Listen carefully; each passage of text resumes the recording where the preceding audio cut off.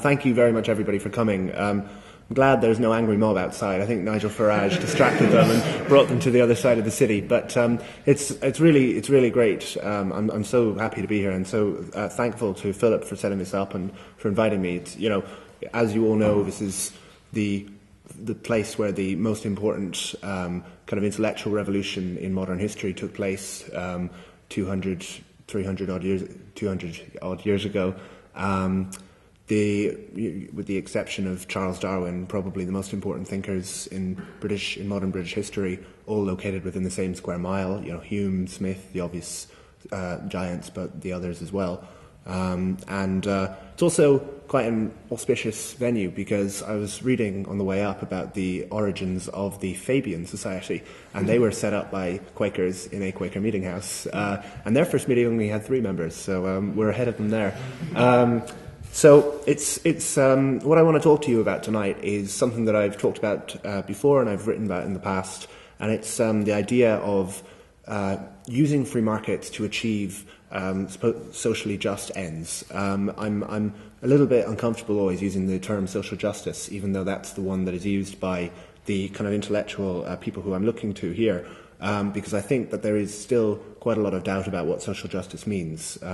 I don't think that means that we should stop using it or that we should poo-poo it when people do use it, because often when people use a word, even if it doesn't have a clear meaning in a philosophical sense, it has a clear meaning to them. And, when we say, oh, social justice doesn't mean anything, to them it sounds like the stuff you want is meaningless and the stuff you want doesn't matter, which obviously we don't think. And if you're a libertarian like me, you are probably very strongly influenced by people like Murray Rothbard, Robert Nozick, Ayn Rand, who are usually associated with, they're usually considered to be the kind of the intellectual forebears of libertarianism. All of them have in common that they justified the political institutions they wanted on the basis of rights. They had different reasons for justifying those rights. Rothbard basically said that they were kind of emergent from us, and so on.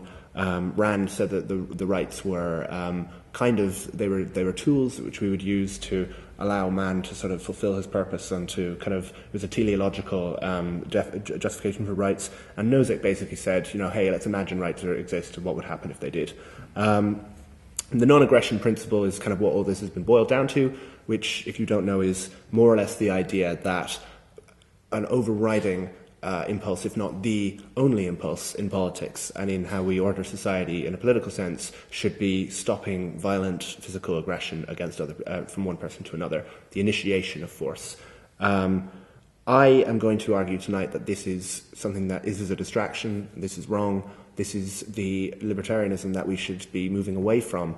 And in fact, we should be looking to other libertarians, and we should expand our definition of libertarians, so it includes people like Milton Friedman, who almost every person who has ever heard of libertarianism, except for libertarians themselves, considers a libertarian. F.A. Hayek, who never called himself a libertarian, in fact wrote an article in which he mentions, I explicitly disavow the use of the word libertarian, I prefer liberal. James Buchanan, who did not call himself a libertarian. Ludwig von Mises, who didn't call himself a libertarian, but most libertarians quite like. And David Friedman, who actually does call himself a libertarian but doesn't believe in rights, doesn't believe in the non-aggression principle. I think that those are the kind of intellectuals that we should be looking to when we sort of think about, what is a libertarian and why is libertarianism valuable.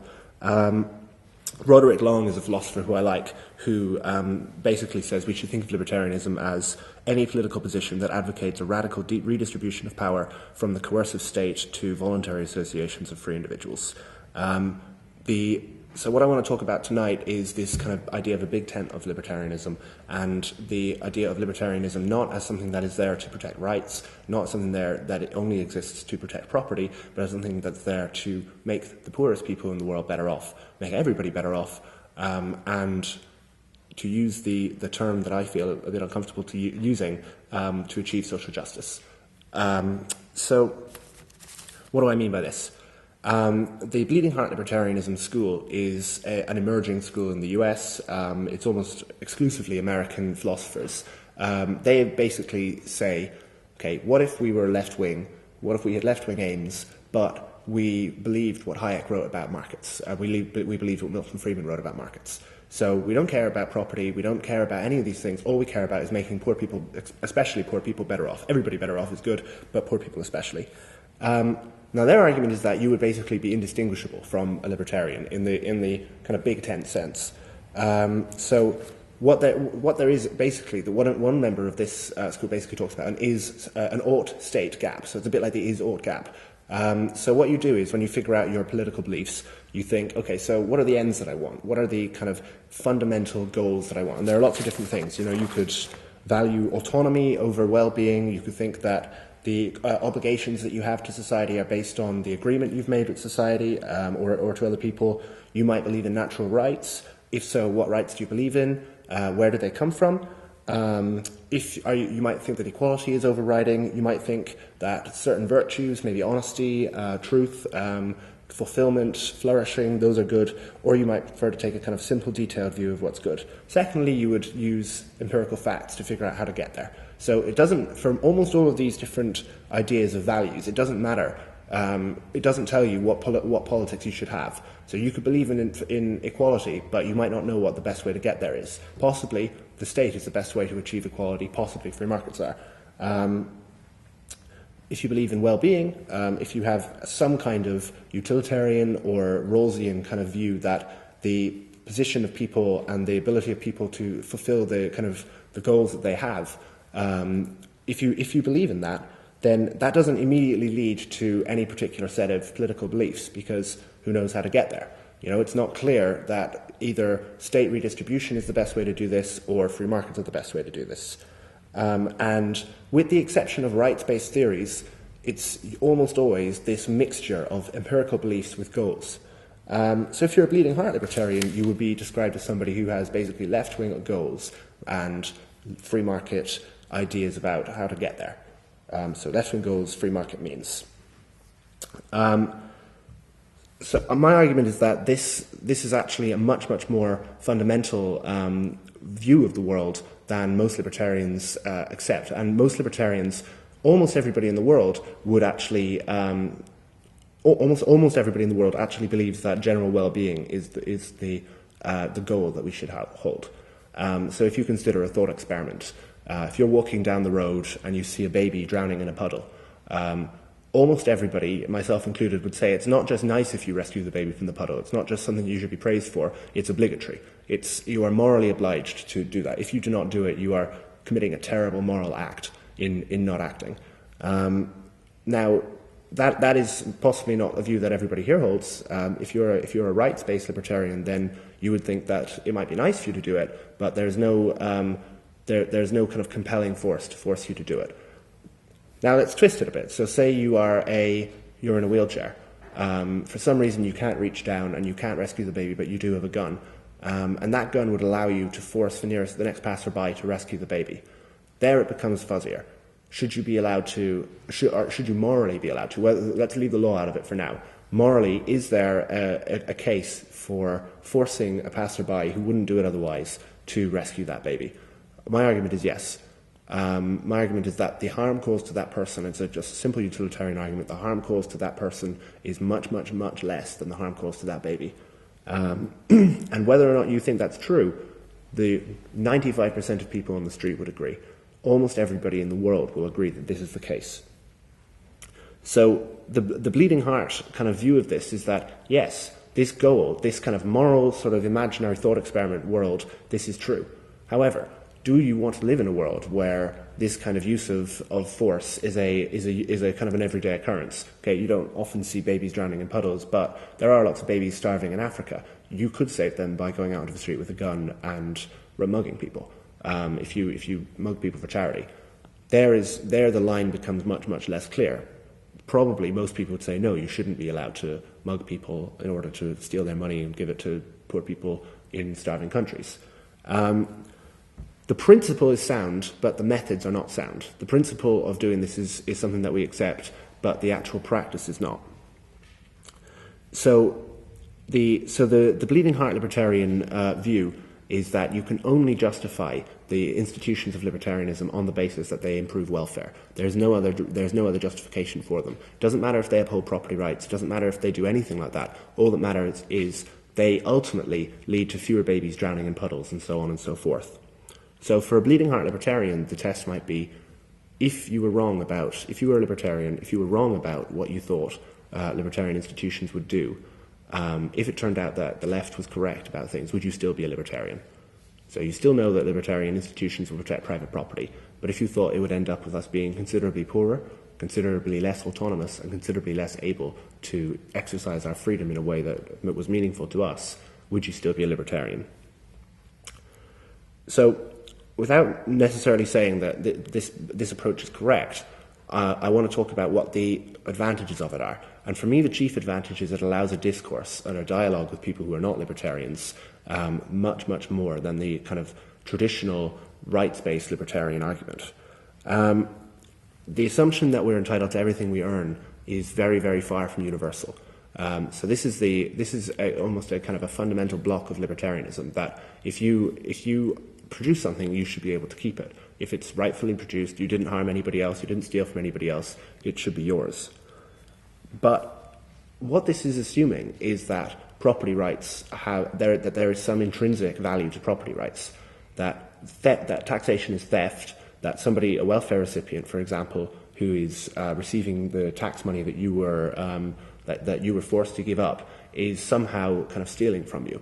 Now, within your paradigm, that's correct, and that's perfectly fine. But to somebody who takes a completely different view, for example, that resources are not owned or cannot be owned, for example, that property rights are maybe a useful kind of shorthand to use, but on a kind of a moral scale are irrelevant. And in fact, if property, for example, is communally owned, you by evading tax, or you by stopping the welfare recipient from getting his tax, you are stealing from that person. And that person is no more or less justified in that view than you are. There's no, unless you hold a religious belief, in which case it will again work well for you, but not for anybody else. It's kind of, you're arguing against a brick wall if you just tell somebody, well, it says it in my book, so therefore it's true. And this kind of view, this is really the idea of kind of negative liberty. And this is where I think negative liberty really breaks down, because negative liberty sort of assumes things about who owns what, where rights and property come from that don't exist, or that at least are not commonly agreed upon as existing. Now, I think that the kind of libertarian movement has, in general, really made a serious mistake in making its arguments based on negative liberty, basically in saying that taxation is theft, therefore taxation is wrong. Regulation is getting involved in my private business and my property, so therefore it is wrong. Because even though that makes sense to you, and even though that's true to you, it is not true. It's no more true for them than their view is to you. It's like talking to a brick wall. And in fact, I think that the best argument for libertarianism is that it is best at promoting positive liberty.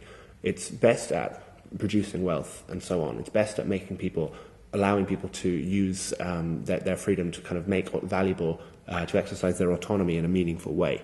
And even natural rights libertarians seem to understand this. So Murray Rothbard, he's for those of you who don't know, the kind of quintessential natural rights libertarian. And in his excellent book, it's one of the best written libertarian books ever, For New Liberty. He basically begins with about 3 chapters about why property rights are great, why natural rights are great, and why we should, in all circumstances, adhere to these things no matter what the consequences are.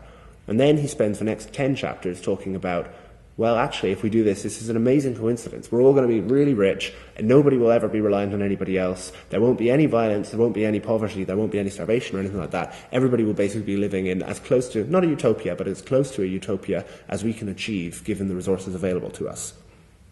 The Cato Institute's David Bowes does the same thing in his book, Libertarianism, a Primer. This isn't just a writer 40 years ago. This is the vice president of the Cato Institute, the biggest and most important libertarian think tank in the world. He says, essentially, that it doesn't matter if these things, it's a nice coincidence that libertarianism makes us richer and makes us happier, but it doesn't matter if it does or not, because what's important is non-violation of rights. What's important is upholding this system of I own this, you own that, and if you touch me, you're gonna get in trouble.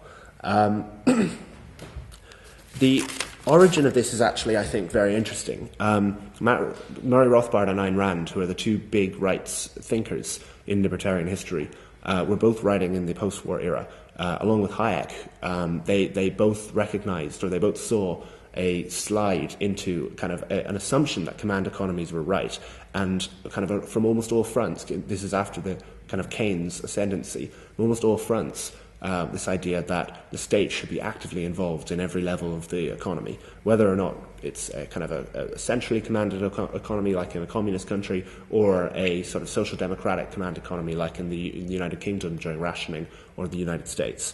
And they became willing to put property rights ahead of welfare because they wanted to avoid compromise. If you read Murray Rothbard's work about this, it's not because they don't begin from this idea that property rights are. They didn't just wake up one day and think property rights were inviolable. They woke up and thought, we need a way of avoiding this kind of tit for tat argument where we basically are negotiating over tiny little pieces about rent control and so on and so forth. We need a rule. That means this argument is invalid.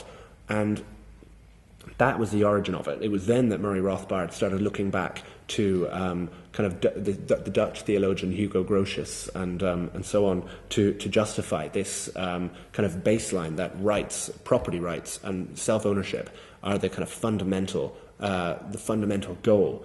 To quote, the problem with this, though, is that it doesn't appeal to people who don't agree with it already. So even if you think it's true, and I accept that I'm certainly not trying to or going to change anybody's mind here if they think that natural rights are good, they're useless if you're trying to make other people see what's good about libertarianism, or they're useless if you're trying to have any kind of discourse. So to quote Jeffrey Friedman, philosophical libertarianism is plausible only to the already convinced. That we should confer inviolability on property holdings derived from labour mixing at the possible cost of human suffering, starvation, or civil strife strikes non-libertarians as ridiculous. And it's true.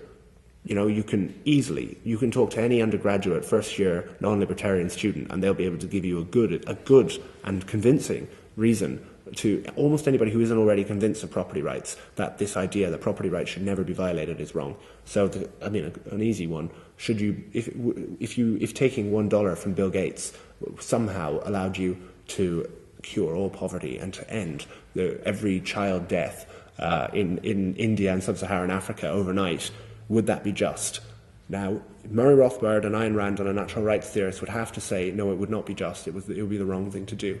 Virtually, I think 99.99% of the world would say that that was the right thing to do. The harm to Bill Gates is virtually negligible. In fact, Bill Gates is so rich that it's inefficient for him to bend over and pick up a dollar bill if he sees it on the sidewalk, because he earns so much money per second that the time taken there is a waste. So the implications of bleeding heart libertarianism, or the implications of this kind of social justice focused libertarianism, are quite significant. The obvious one is that the state should be judged not by how well it protects property rights in an ultimate sense, but how much it improves the lives of the people at the bottom. Coerciveness is wrong. Coerciveness is using coercion is bad because it interferes with people's choices, and it interferes with the well-being that people have in their own interest. So I don't know what drink you guys want to get later on, and if I force you to get a particular drink, chances are it's going to not be the one that you want. And in any case, there's no need for me to force a certain drink on you. You're much better at judging what drink you want than I am. But it's not the only thing that matters. We should make room for ideas of welfare and concede that sometimes coercion is justified.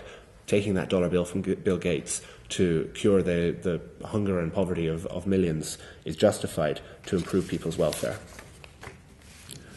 And if we come to terms with the existence of poverty on a national and a global scale, then the implications are that some of the things that we advocate as libertarians should be put to one side if you remain a natural rights libertarian, or in my case, if you are not a natural rights libertarian, you discard it altogether. So what I propose is a grand bargain. What I propose is that libertarians detach themselves from and this is kind of the political implications, is they detach themselves from the political, from the Conservative Party in the UK. I don't think libertarians are very close to the Conservative Party, certainly not the ones who read Mises and so on. But in the US, for example, libertarianism and the Republican Party are kind of intertwined.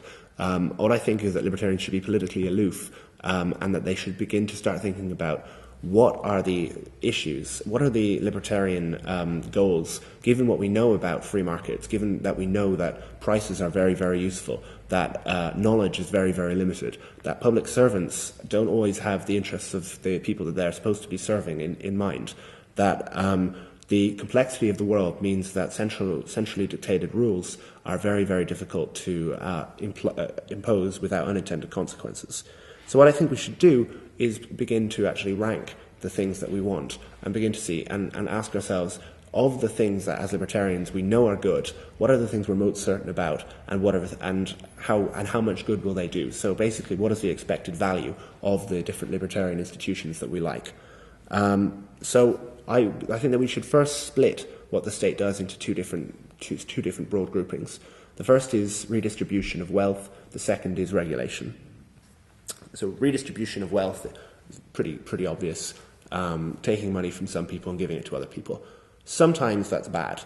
When it takes money from poor people and gives it to rich people, for example, the pension system, often the healthcare system, arguably international aid, which, as Peter Bauer says, takes money from poor people and gives it to rich people in poor people in rich countries and gives it to rich people in poor countries.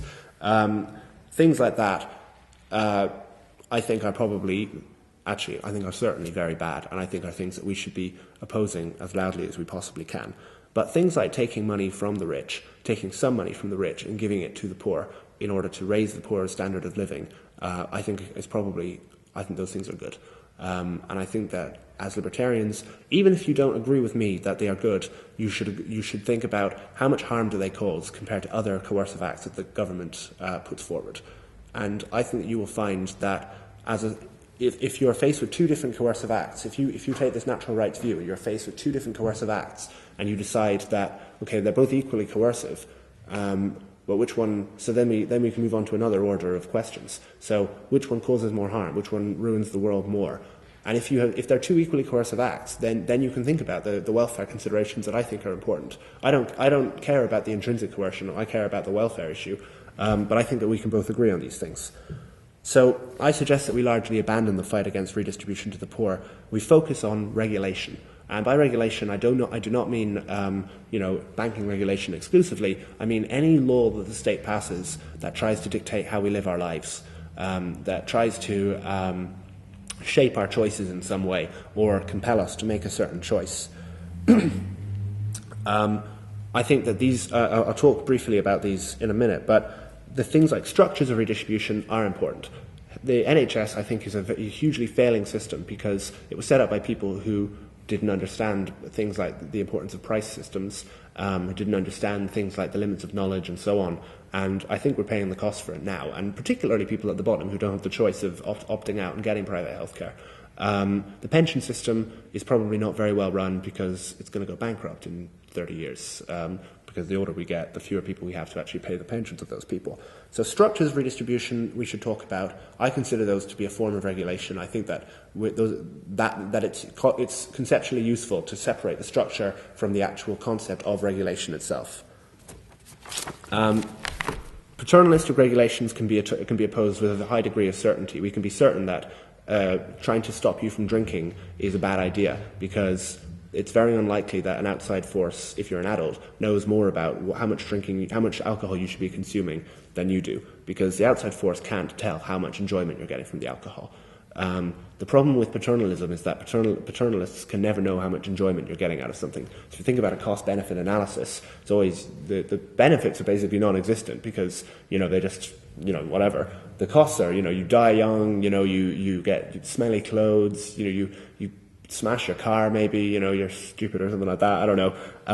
But so all these things are all adding up in the cost side, and the benefit side is basically empty. The benefits are basically, they think, the economic benefits to the beer-making industry, which is a fallacy because the money would be going elsewhere anyway.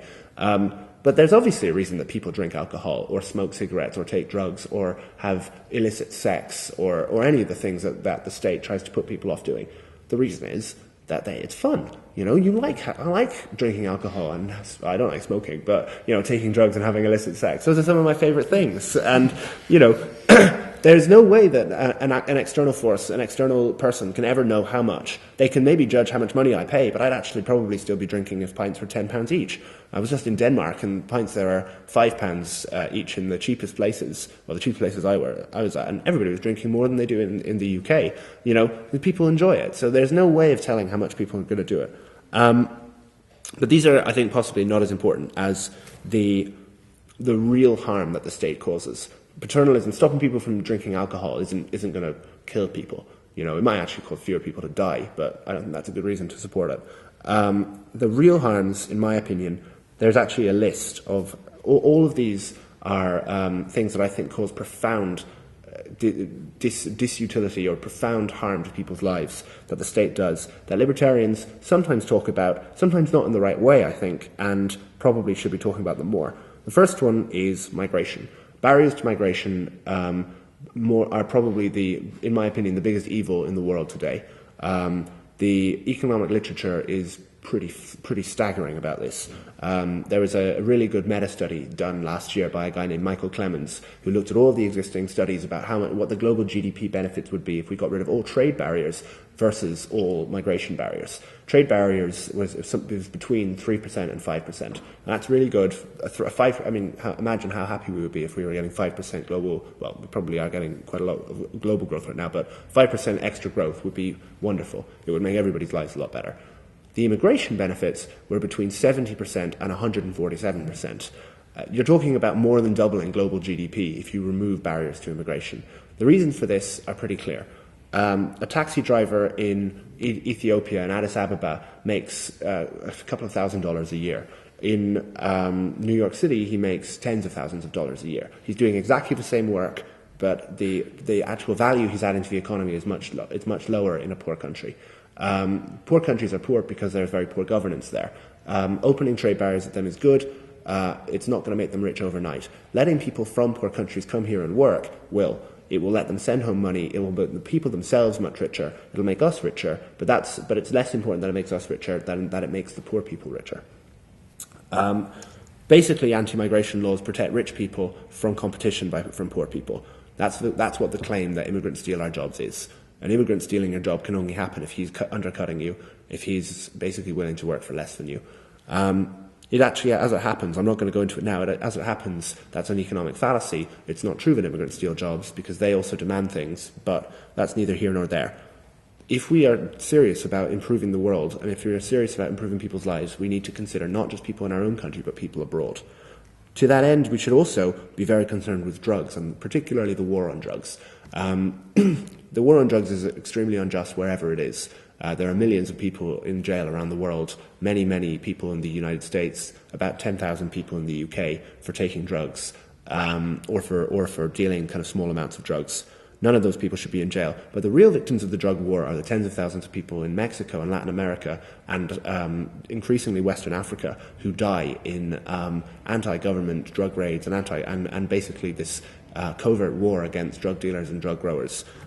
Those countries will not stop doing that until the countries in the West legalize drugs, or at least decriminalize them. War, I think, is something that libertarians are very good at talking about, but it's something that we need to consider a lot more intervention. Capture of regulation, so things like planning, which basically stop houses from being built, which may keep property bubbles inflated, and against all other economic trends, cause the value of houses to rise and rise and rise, and the supply not to meet that extra demand for housing. Regulation is actually an interesting one because a regulator is somebody who has an impossible job. They have to be able to foresee all possible events in a system, and also foresee in a very complex system, and also foresee what the consequences of their own actions are going to be. If you want to see a very striking example of this, think about the regulations that required banks to hold lots and lots of government debt and mortgage capital up until 2008. Actually, we still have that regulation. For some reason, banks follow the law. A couple of them didn't. A couple of them basically kind of thought something might be wrong and managed to sort of sneak out, one of which was Goldman Sachs, and it's now possibly the most important bank in the world. But what a regulator ends up doing is compounding a single mistake across an entire complex system, so that not just one bank fails, or not just one sector of an industry fails, the entire thing does. Corporate subsidies, again, I think are an important issue because they redistribute money away from the poor to the rich. But what do all of these issues have in common?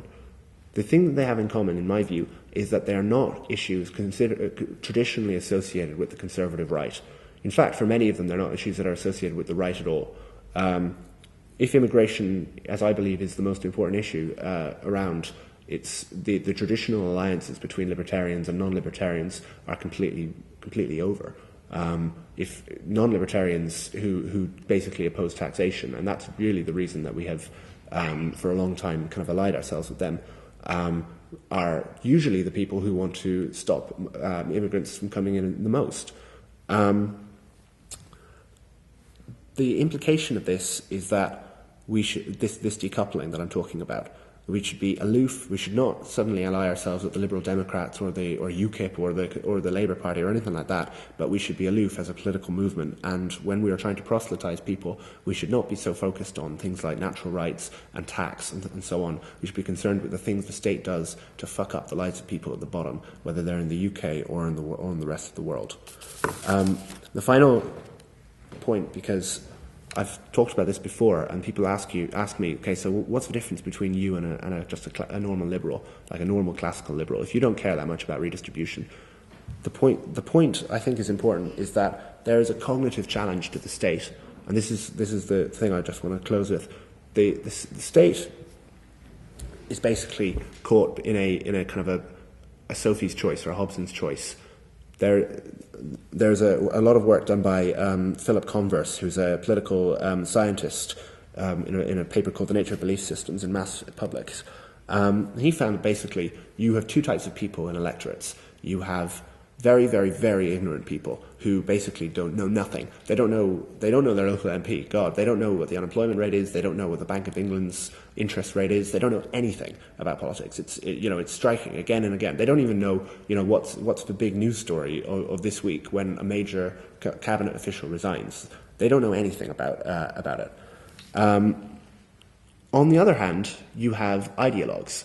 So you have kind of ignoramuses are the first kind of group of people, which is the vast majority of the public. And they're not ignoramuses in any sense other than they don't know anything about politics. And on the other hand, you have people who have high amounts of information need to construct a worldview, and they need to filter out because we have a superabundance of information, they need to be able to filter out information. So the way you do that is you create hooks that allow you to kind of, or existing beliefs, a web of belief, basically. And that web of belief means that even though you know more about politics and you know the facts about politics, you turn out to be much more resistant to new information than those original people. So you have a choice, open-minded ignoramuses or closed-minded ideologues. I don't think either choice is particularly attractive. A government as large as today cannot be conceivably controlled by any public. There's no way that we can elect the right party, whatever the right party is. I'm not saying that it's what I want, or I suspect it is, but there's no way that an electorate that knows nothing about politics, that possibly has very problematic systemic biases, has very, very strong wrong beliefs that already exist, there's no way that we can hope for the right outcomes from that. But similarly, we can't hope for any elite rule, because the elite rule may be even more dangerous. Who guards the guardians? Why is this better than us ruling ourselves? Ultimately, any argument for any kind of state is based on an assumption that you can have the right people in these jobs and the right people selecting those people, which the evidence simply doesn't bear out. So liberals and people on the left can ask these questions too, but only if they strip away the detritus that they've carried for 50 years. The advantage that libertarians have is that we can address this. We're already sceptical of the state. What we need to do is drop this opposition to redistribution to the poor and renew the Smithian and Hayekian humanism that believes in making people's lives better and believes in tools, in markets as basically tools for bringing up the general well-being. If we can do that, then I think we can both make the right argument but also make the most persuasive argument that will change a lot of people's minds and hopefully have the 10 or 12 or 15 people here be 110 or 150 people in a few years. And I think it's a hugely appealing point of view. I just think we have to start making that argument and not one about rights. So, thank you.